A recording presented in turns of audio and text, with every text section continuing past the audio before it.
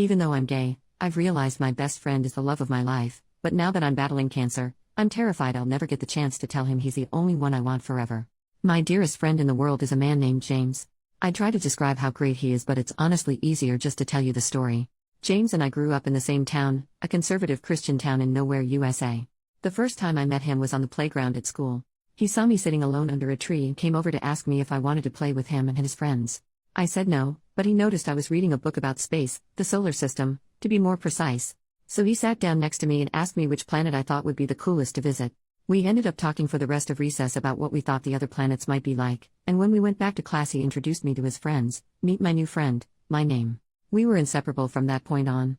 It was one of those things where the entire town, our parents included, had us married off by age 8 or something. We didn't understand at the time, of course, but I would go on family trips with his family, stay over at his place and vice versa through most of elementary school. Get in trouble for talking during class every day, though not really because the teachers all loved him. This dude can charm his way out of anything, it is unreal. We were best friends. When we finally reached the awkward teenage years and dating became a thing, he asked me to the first school dance and I said yes. We sort of started dating by default. I don't think we ever talked about it explicitly, but I just started calling him my boyfriend to other people and we went with that. Very little changed about our relationship. We still basically just did all the same stuff we used to do before, except our parents got stricter about the sleepovers and there was more hand-holding and cuddling. Kissing and stuff was always difficult for me and I didn't know why, but he never pushed me on it at all. Not even once. The 2 times we tried he was able to tell very quickly that I was uncomfortable and he just shut the interaction down by messing up my hair playfully, saying enough of that, how about we just watch a movie? I just assumed one day I would get it. Well, I didn't. Sometime around 15 years old I started to realize the problem. I wasn't intimately attracted to men. This was a very trying time for me, given the kind of environment I grew up in. This was not acceptable. My parents were extremely religious and extremely anti-LGBT. After about 8 months of identity crisis over this, I decided to muster up the courage to tell James before anyone else. I didn't know what to expect. I was terrified. I went over to his house trembling. He had done what he always did, made my favorite snacks and got the controllers and my favorite game, Diddy Kong Racing, ready to go. He opened the door and gave me a hug and I came in. I was so scared. We sat down and he looked at me for a second before putting his hand on mine and asking me what was wrong. So, I tried to tell him. And I got halfway through the sentence, struggling to actually say I'm gay, before he just interrupted me and said, "You're gay." Yes. I know. Is there anything else? Followed by that goofy smile I love so much. I just froze in place.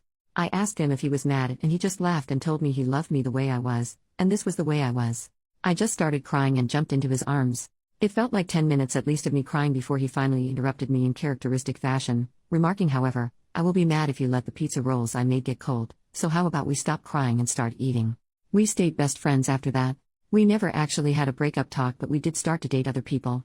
We talked and hung out almost every day until we graduated and he went away to a big-name college. The night before he left he came and picked me up and we drove around town and hit all our favorite spots. He drove me back home at 3 in the morning or something in the rain and I took his hand during the drive home and fell asleep on his shoulder.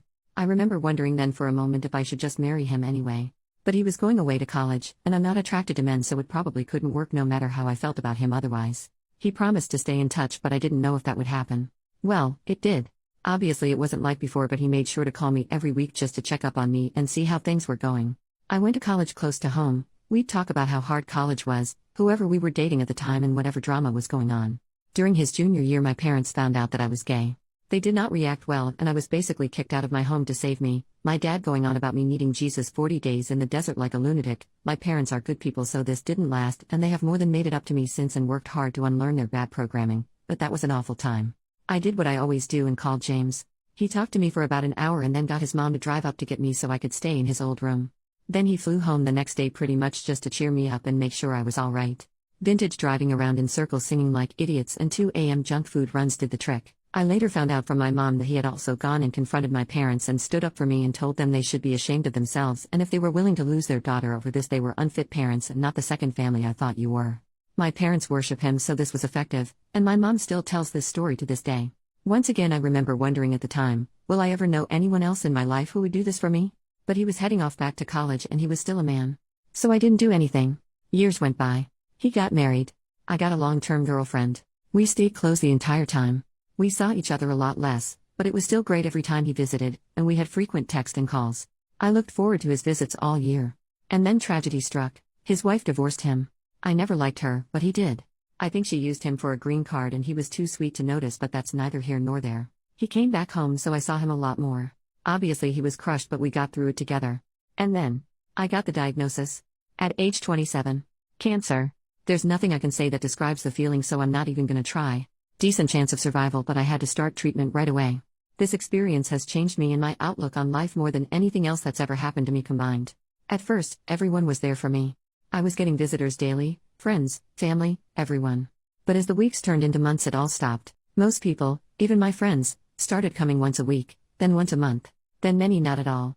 When things were looking bad around the 7 or 8 month mark, my girlfriend broke up with me claiming she loved me, but she couldn't handle watching this.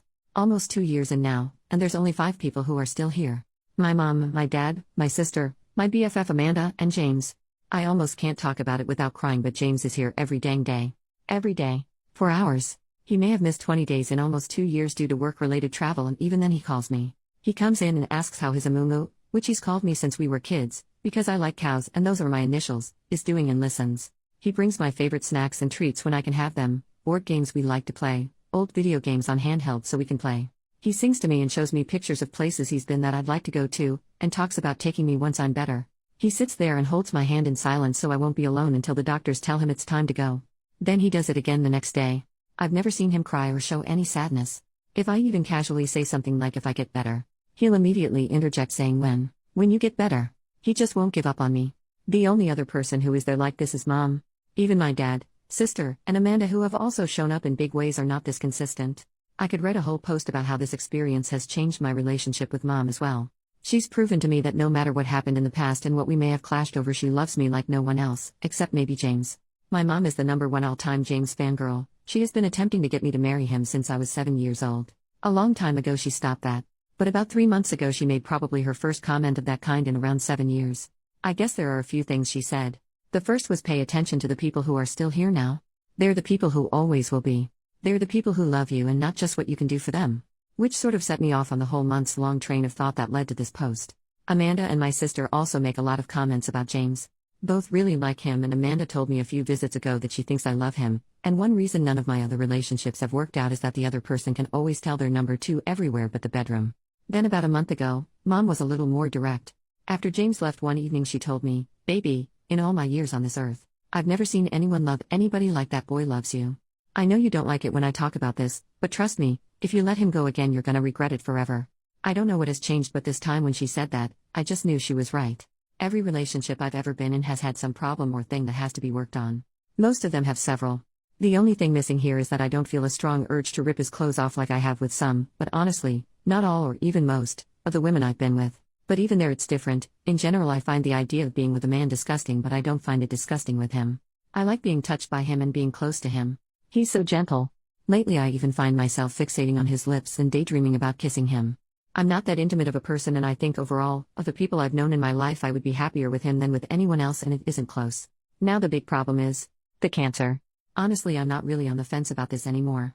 If I survive, I want to be with him. I'm getting better and the doctors are hopeful. But I am not sure if I should tell him now or not. I want to tell him so bad. I want him to know how much I love him. Lovers have come and gone for both of us, but every time I close my eyes and think about times I felt truly loved, understood and accepted, it's always his smiling face I see. When I think about times I felt warm and safe, it's his arms I feel wrapping around me like a warm blanket just my size, his voice I hear saying, "Don't worry Amumu, it'll be alright." Or cracking some silly joke. I want him to know that I want him with me, by my side forever. There's nowhere I'd rather be than wherever he is, doing absolutely anything. Cuddling up on the couch making jokes about stupid movies, playing our favorite video games, talking about life till 2 a.m., driving around in circles while he sings boy band songs like a goofball. I don't care as long as he's there too.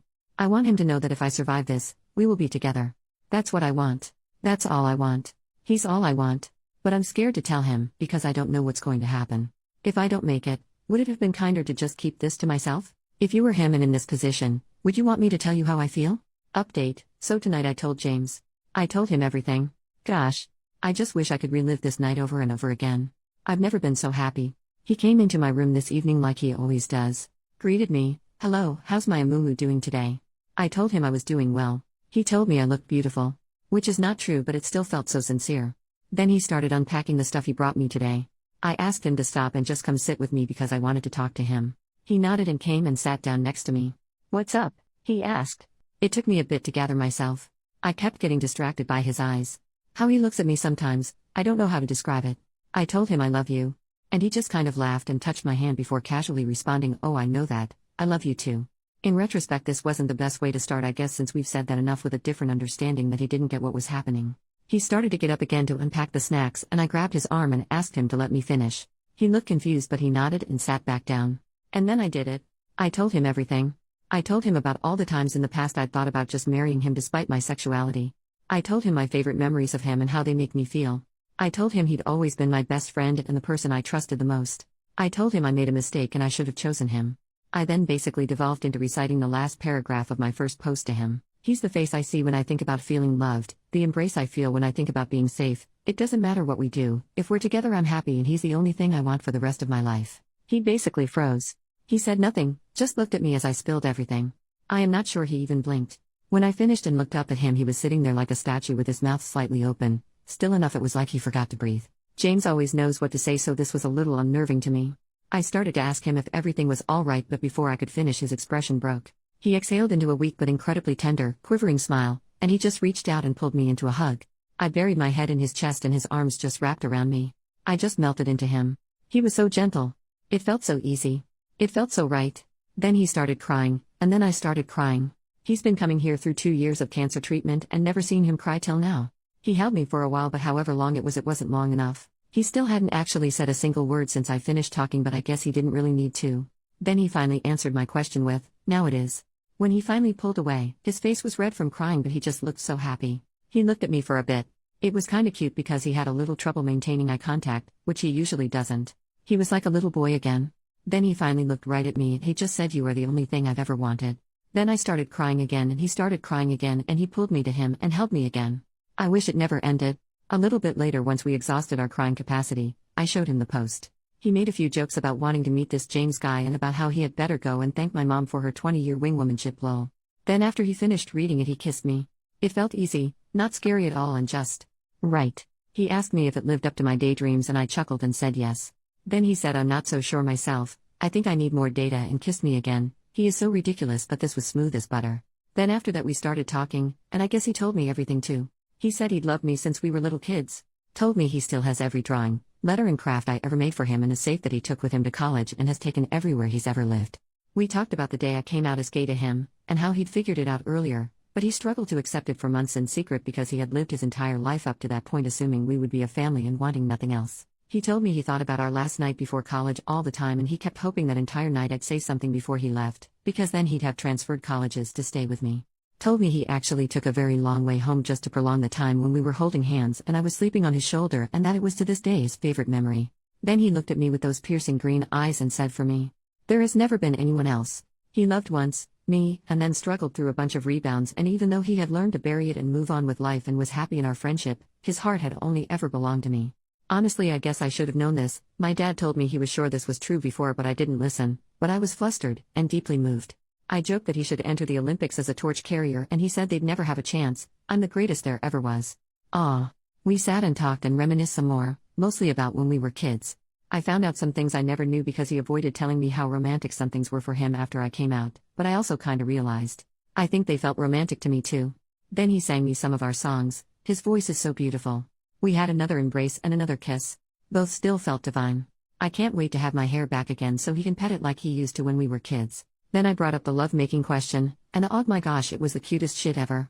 I barely got to say anything before he started tripping over himself like, "Look, I don't even care. I don't need that. If we need mistresses or something we can do that, it doesn't bother me. I just want to wake up with you every day."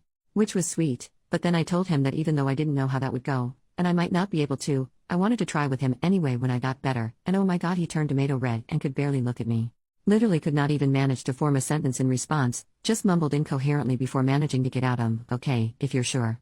This man has been married and had 6 girlfriends, but he completely just falls all over himself at the thought. God, it was adorable. This is the only thing I'm still a little worried about, but I do want to try. I mean, I like the kissing, which I thought was completely impossible. And I know that if it doesn't turn out well, it won't ruin anything and we'll still be together and just figure something else out for that one need. Then we talked about the cancer. He is so sure I'm gonna make it. It's so touching. It took a little while to get him to take the other possibility seriously. When I finally did and I told him that it's the reason I didn't tell him sooner, he held my hand and told me that if that happens, he'd be okay because he'll always know that he was one of the lucky ones because he was mine. Jesus Christ, I almost lost it. Then he said if we don't have that much time left, we better make sure every minute counts. I said that's pretty hard to do in a hospital, and he replied, what do you mean? We're both here, and that makes this the best place on earth. Dear God, what did I do to deserve this man? I teared up again, and he held me one last time. Then the doctors came in. He kissed me goodnight. We both said I love you, but it felt so different. It's never felt so good to say or hear those words. Then he smiled at me and left. I was so excited, the first thing I did was call Mom, and she was just ecstatic. I think she might be happier than me, which is saying something, lol. As soon as I told her what happened and that James and I are together, she just started crying and talking about what a good boy he is, how she just knew this would happen and that she can rest easy now because she knows I will always be loved and taken care of. Plenty of her destiny talk, which usually gets on my nerves, but honestly I was so happy tonight. Screw it, I'm on board. Maybe it was destiny. I guess sometimes Mom really does know best. I feel like a teenager again. I never thought I'd feel this way again in my life. I never even imagined if I did it would be for a man. God, I love him so much. Now I can't understand what I was ever worried about or why I didn't do this years ago. Thanks so much to everyone who read my story and helped give me the perspective and courage I needed to finally do what I should have done years ago. Now, as long as my health cooperates, I'll be one of the lucky ones too, because I am his. OP comments on her post getting reposted months later. I guess as another small update, things are going pretty well for me considering the circumstances. Oncologist is still very optimistic and I am feeling better, not at the moment, but that's because of chemo last week. I'm responding very well to treatments and things are continuing to look better and better on the health front. And James has just been the absolute best. He was already such a huge source of support for me before I told him how I felt and we became a couple, but since then, man, there's no words for it. I guess he feels like he doesn't have to hold back on the affection and support, and it's been absolutely wonderful being cradled in his love basically every hour of the day. I feel so lucky and I am so glad I told him, and so thankful to everyone who responded to my post and helped me muster the courage to do so.